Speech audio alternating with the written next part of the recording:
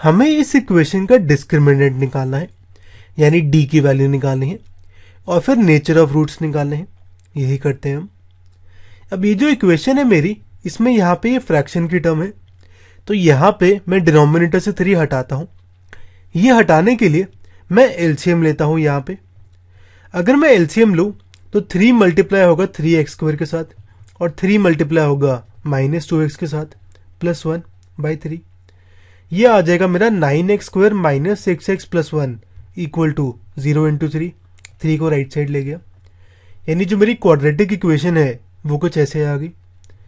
अब डिस्क्रिमिनेंट निकालने के लिए मैं इस इक्वेशन को कंपेयर करता हूं ax² + bx + c से। a होता है वो नंबर जो x² से मल्टीप्लाइड है। यहां पे 9 मल्टीप्लाइड है x² के साथ, तो a की वैल्यू होगी 9।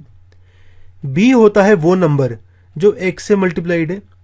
यहां पे -6 मल्टीप्लाइड है x के साथ, तो b होगा -6। और c होता है मेरा कांस्टेंट। यहां पे 1 कांस्टेंट है, तो c की वैल्यू होगी 1। तो मेरा a, b और c आ गया। अब मैं d की वैल्यू निकालता हूं। d होता है b² - 4ac। मैं b, a और c की वैल्यू पुट करता हूं। ये कुछ ऐसे आ जाएगा। -6 का स्क्वायर, अब नेगेटिव नंबर का स्क्वायर पॉजिटिव होता है और 6 का स्क्वायर होगा 36। 4 × 9 36 होता है, 36 × 1 36। तो ये आ गया 36 - 36 यानी 0। तो यहां पे d की वैल्यू 0 आई। अब हम नेचर ऑफ रूट्स निकालते हैं। अगर मेरा d की वैल्यू 0 है तो मेरे 2 इक्वल रियल रूट्स होते हैं। तो क्योंकि d = 0 है तो गिवन इक्वेशन के पास 2 इक्वल रियल रूट्स हैं। अब हमें गिवन है कि अगर रियल रूट्स हैं तो निकालो। यही निकालते हैं हम। निकालने के लिए जो रूट्स होते हैं मेरे, वो हम क्वाड्रेटिक फॉर्मूला से निकालते हैं।